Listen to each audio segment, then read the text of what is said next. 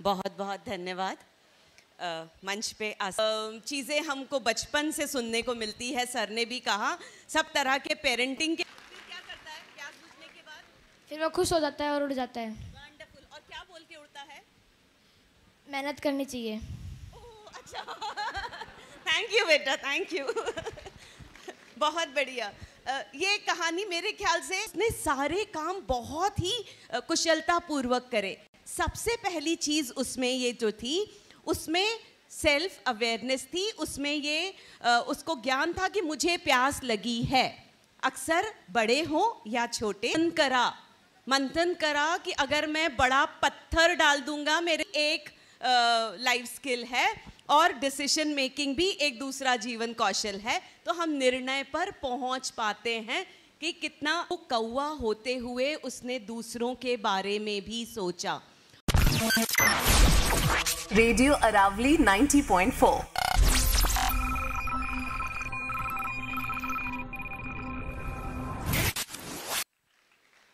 बहुत बहुत धन्यवाद। मंच पे आसीन सभी प्रबुद्धजन, सक्सेना सर विशेष रूप से, क्योंकि हम हमारे मनोविज्ञान में उनको पितामह कहते हैं और सतत उनसे कुछ नया सीखने को मिलता है। सभी अभिभावक, टीचर्स और मेरे प्यारे दोस्तों, मैं दोस्त कह सकती हूँ ना आप लोगों को? आवाज़ नहीं आई? Perfect perfect. क्योंकि जब हम दोस्त कहते हैं तो हम दोस्त की बात सुनते भी हैं और अपने मन की बात दोस्त से कहते भी हैं, क्योंकि सारी बातें सबसे नहीं कही जा सकती है, पर एक दोस्त से कही जा सकती है। तो मैं धन्यवाद देना चाहूँगी कि आपने मेरी दोस्ती को स्वीकारा है। Thank you. अब हम आगे बढ़ते हैं और थोड़ा सा जीवन कौशल की बात करते हैं। बहुत सारा लेक्चर नहीं दूंगी, क्योंकि मैं भी कभी आपकी तरह उस तरफ थी। जब स्कूल में थी तो मुझे भी वो अनुभव है कि जब जहाँ हमको बिठा दिया जाता था स्कूल से ले जाके, तो बाप रे पता नहीं अब कितने लेक्चर सुनने पड़ेंगे।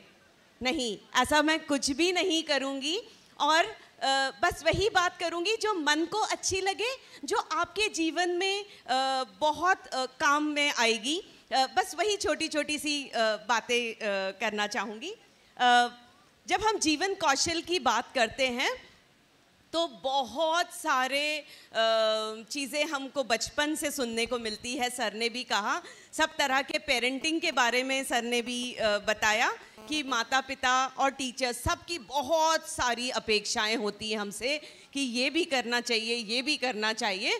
पर होता क्या है, हम अगर नहीं कर पाते हैं तो हम निराश हो जाते हैं और हमें कहा जाता है तुम्हें किस बात का टेंशन है, किस बात का स्ट्रेस है। ये मेरे सारे दोस्तों को हमेशा सुनने को मिलता होगा, क्यों मेरे दोस्तों? यस। पर हमारे पास बहुत सारा टेंशन, स्ट्रेस सब होता है आज के बच्चों का, पढ़ाई का ही नहीं। मेरे दोस्त के माता पिता ने उसको आज ये बोल दिया, इस तरह के कपड़े पहनने पर मुझे टोका गया। उसके बॉयफ्रेंड, उसकी गर्लफ्रेंड ने उसको रिस्पॉन्स नहीं दिया, उससे बात नहीं करी, उसका वैलेंटाइन डे पे फूल नहीं लिया, गिफ्ट नहीं लिया। कितने सारे टेंशन। ये सारे टेंशन जो है वो बहुत बड़ी प्रॉब्लम हम मान के बैठ जाते हैं, पर जीवन कौशल के द्वारा। और मेरा मानना है कि जीवन कौशल केवल बच्चों को ही ज़रूरी नहीं है, हम सभी के लिए वो कौशल होना बहुत ज़रूरी है। और हम रहता है, लेकिन समय समय पर कुछ ना कुछ चीज़ें भूलते चले जाते हैं। थोड़ी सी चीज़ एक वही कहानी से मैं लेना चाहूँगी। Please next. एक मिनट। ये बच्चा जो आप लोग सबको दिख रहा होगा, ये LKG का बच्चा है।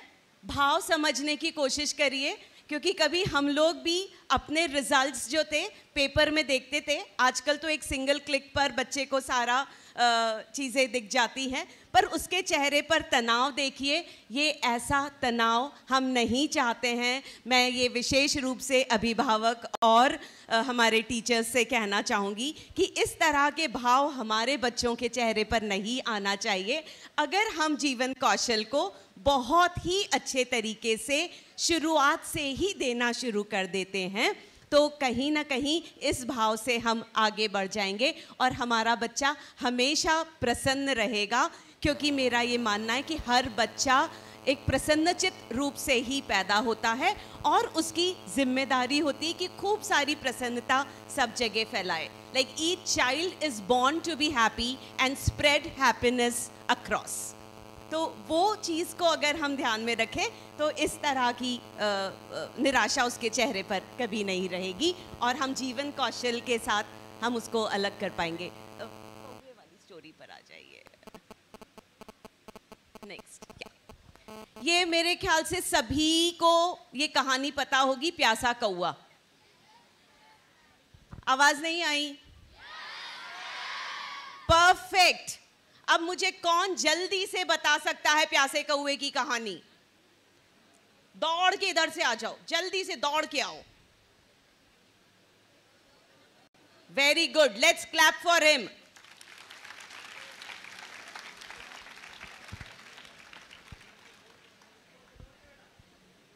जल्दी जल्दी जल्दी. यस मेरे दोस्त, शुरू. Good morning all of you. My name is Gagandeep from YSN आर्नोल. एक बार एक कौवा होता है, वो प्यासा होता है. वो इधर उधर भटकता है पानी के लिए. फिर उसे एक खेत में गड्ढा दिखता है, लेकिन उस गड्ढे का पानी बहुत नीचे होता है. वो सोचता है मैं क्या करूं. वो बहुत प्यासा होता है. फिर वो साइड में कुछ पत्थर देखता है. वो सोचता है इन पत्थरों को अगर मैं इसमें डालूंगा तो पानी ऊपर आ जाएगा. तो वो बारी बारी करके पत्थर डालता है और पानी ऊपर आता है. उसकी प्यास बुझ जाती है. और फिर क्या करता है वो? फिर क्या करता है प्यास बुझने के बाद? फिर वो खुश हो जाता है और उड़ जाता है. वंडरफुल. और क्या बोल के उड़ता है? मेहनत करनी चाहिए. अच्छा. थैंक यू बेटा, थैंक यू. बहुत बढ़िया. ये कहानी मेरे ख्याल से सभी को याद होगी और मेरा हमेशा ये उद्देश्य रहता है कि आप कभी भी अपना बचपन ना भूलें. अगर आप अपना बचपन उतना ही जीवंत रखेंगे तो आप में भी वही ऊर्जा हमेशा रहेगी और साथ में उस ऊर्जा के साथ हम उतनी ऊर्जा हमारी आने वाली पीढ़ी को दे पाएंगे. तो इतनी बढ़िया सी ये जो कहानी है प्यासा कौवा वाली, एक कौवे के द्वारा मैं बताना चाहती हूँ कि उसमें जीवन कौशल पूरे हैं. सारे जीवन कौशल की वो बात कर रहा है और हम तो मनुष्य हैं. हमारा ये सौभाग्य है कि हम मनुष्य योनि में आए हुए हैं. तो डेफिनेटली हम लोग कितना कुछ अच्छा कर सकते, क्योंकि ईश्वर ने बहुत जोरदार दिमाग हमको ऊपर दिया हुआ है. तो क्यों ना हम उसका उपयोग करें. पर यहाँ पर मैं इस कौवे के द्वारा बताना चाहूँगी कि जैसे बच्चे ने बताया कि एक घड़ा था और आज की जनरेशन क्या कहती है, अगर उसमें थोड़ा सा पानी था तो आज की जनरेशन ये कहेगी इतनी मेहनत करने की ज़रूरत क्या थी, एक स्ट्रॉ डालता और पी लेता. पर क्या हर जगह इतना लंबा स्ट्रॉ मिलेगा, ये हमको सोचना पड़ेगा. या फिर दूसरा उपाय उनका ये रहता है कि नीचे से छेद कर देता और पानी पी लेता. उसके लिए फिर इतनी मेहनत करने की क्या ज़रूरत है. पर बहुत तेज़ गर्मी है और उसमें वो कौवा घूम रहा है और पानी थोड़ा सा है. अगर वो नीचे चोंच से तोड़ने की भी कोशिश करेगा तो पूरा पानी रिस कर ज़मीन सोख लेगी, फिर वो प्यासा रह जाएगा. तो आप सोचिए कि कौवे ने कितनी अपने कौशल का उपयोग किया और उसने सारे काम बहुत ही कुशलता पूर्वक करे. सबसे पहली चीज़ उसमें ये जो थी, उसमें सेल्फ अवेयरनेस थी. उसमें ये उसको ज्ञान था कि मुझे प्यास लगी है. अक्सर बड़े हों या छोटे हम लोग ये कहते पता नहीं क्या हो रहा है, आज मन कुछ अच्छा नहीं लग रहा है, कुछ कुछ हो रहा है, समझ में नहीं आ रहा है. हम इस तरह की बातें बोलते हैं, जबकि उस कौवे को पता था कि हमें प्यास लगी है. हमको हमारी भावनाएं, हमारे जो इमोशंस और फीलिंग्स हैं उनके बारे में पता होना चाहिए सटीक तरीके से. एक कौवे को जब पता है तो क्यों ना हमें भी उस चीज़ के बारे में पता होना चाहिए. पर हम उस बारे में मंथन करते ही नहीं हैं. हम सतही तरह पर ही सोच लेते हैं और हमारी भावनाओं को व्यक्त ही नहीं कर पाते हैं, पहचान ही नहीं पाते हैं कि कहाँ पर वो दिक्कत जा रही है. तो सबसे महत्वपूर्ण चीज़ है कि हमको पता होना चाहिए कि हमें क्या हो रहा है. ठीक है दोस्तों, कुछ कुछ होता है केवल मूवी में अच्छा लगता है, ठीक है, पर हकीकत में नहीं। हकीकत में हमें पता होना चाहिए सटीक तरीके से कि हमें क्या हो रहा है, किस तरह के भाव हमारे मन में आ रहे हैं। ये जो लाइफ स्किल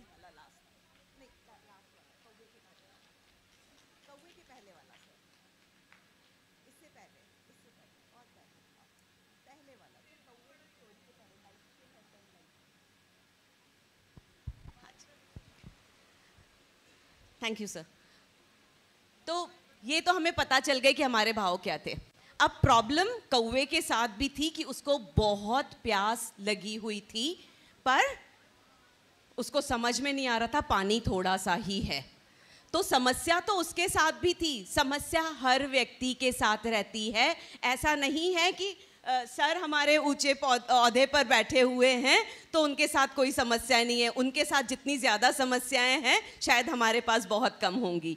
तो जितना हर व्यक्ति के साथ कुछ पारिवारिक, कुछ सामाजिक, किसी न किसी क्षेत्र में समस्याएं सभी के साथ होती है। तो उस समस्या उस कौवे के साथ भी थी और उसने बहुत मंथन करा कि अगर मैं बड़ा पत्थर डाल दूंगा, मेरे दोस्त ने बताया कि उसने पत्थर डाल दिया ना राजा बेटा, अगर वो पत्थर डाल देता तो वो घड़ा फूट जाता। उसने छोटे छोटे कंकड़ डाले, उसने क्रिटिकल थिंकिंग करी, उसने सोचा विश्लेषणात्मक तरीके से कि कैसे छोटे छोटे कंकड़ मैं डालूंगा तो वो पानी ऊपर आएगा। तो उसने जो चीज़ों का मंथन करा, तो इसका मतलब हम किसी भी समस्या पर अगर मंथन करते हैं, मनन करते हैं, तो हम उस समस्या का समाधान ज़रूर पा सकते हैं और फिर हमें निर्णय लेना बहुत आसान हो जाता है, क्योंकि प्रॉब्लम सॉल्विंग भी एक लाइफ स्किल है और डिसीजन मेकिंग भी एक दूसरा जीवन कौशल है। तो हम निर्णय पर पहुंच पाते हैं कि कितना आराम से उसने एक एक कंकड़ डाले, पानी ऊपर आ गया और फिर उसने क्या करा, उसका तनाव खत्म हो गया। जब हम किसी भी निर्णय पर पहुंच जाते हैं तो हम तनाव का समाधान बहुत ही आसानी से कर पाते हैं।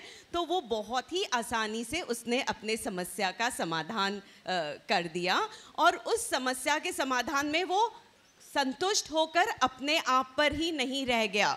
आजकल हर व्यक्ति केवल खुद के बारे में सोचता है। जैसे सक्सेना सर ने भी उस चीज़ को मेंशन करा कि जो भी व्यक्ति था, उनकी जो दादी थी, उन्होंने ये समझाया था कि खुद के लिए तो हर व्यक्ति करता है, अगर आप दूसरों के लिए करेंगे तो वो आपकी महानता वाली बात है। वो एक मनुष्यता का महत्वपूर्ण गुण है कि हम दूसरों के लिए भी कर रहे हैं।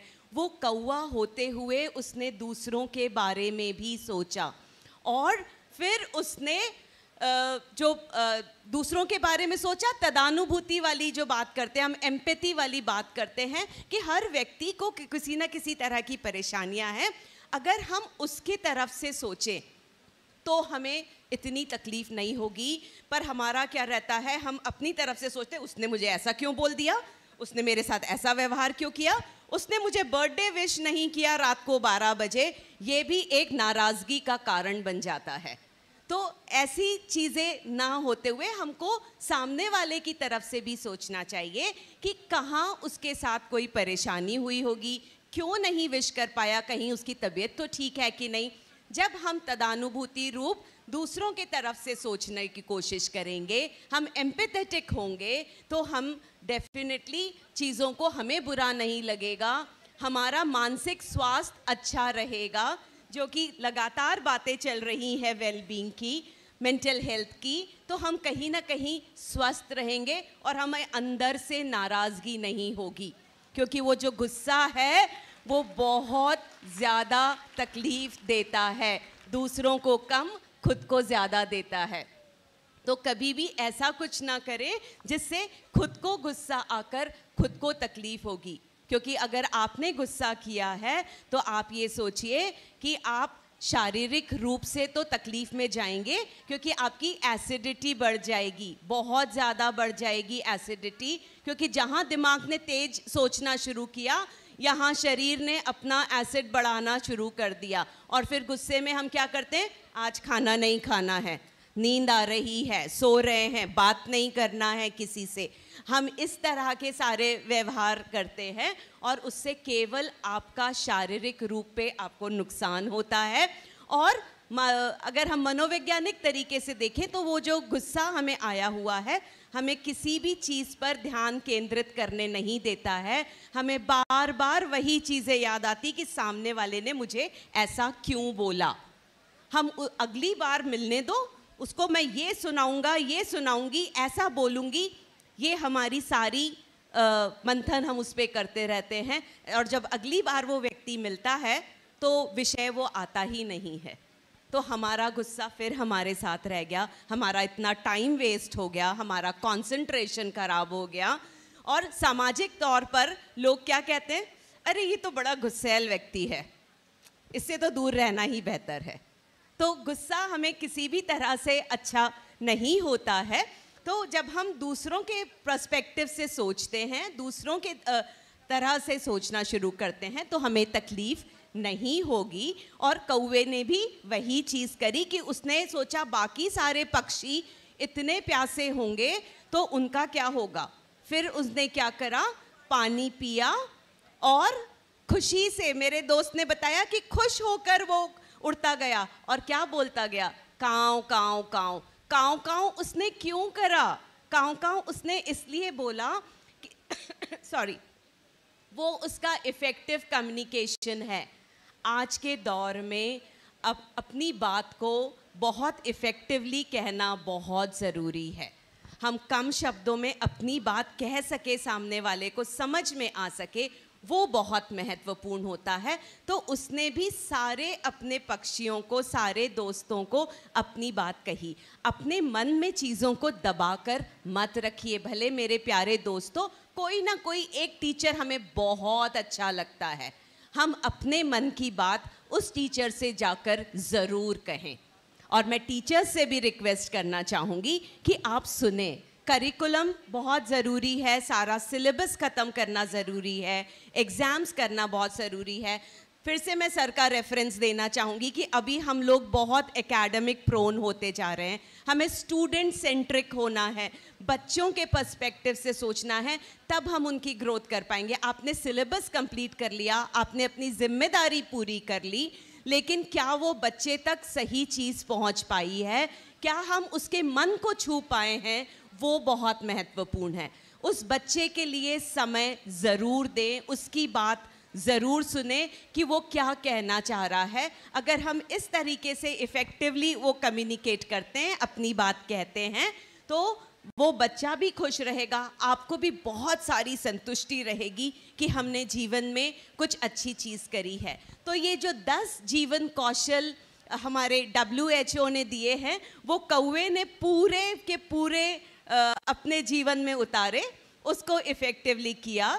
यहाँ मेरी सबसे बहुत गुजारिश है कि आप लोग भी इन सारे लाइफ स्किल्स को, जीवन कौशल को उतने ही इफ़ेक्टिवली अपने जीवन में उतारिए। कोई समस्या बड़ी नहीं होती है, हर समस्या का समाधान होता है और उस समाधान के लिए मंथन करना ज़रूरी है, मनन करना ज़रूरी है। निर्णय पर हम आसानी से पहुंच सकते हैं, तनाव कम कर सकते हैं और कितने सारे लोगों को हम उसमें फ़ायदा दे सकते हैं। तो कोशिश जीवन में यही रखिए कि खुद में भी अगर कुछ कम हो रहे होंगे जीवन कौशल, या कहीं हम भूल चुके होंगे, कहीं हम नाराज़गी में चले जाते होंगे, तो इनका हम फिर से मनन करें, फिर से याद करें। और हमारे बच्चे, जो आने वाली नई पीढ़ी है, ये हमारे देश का पूरा भविष्य है।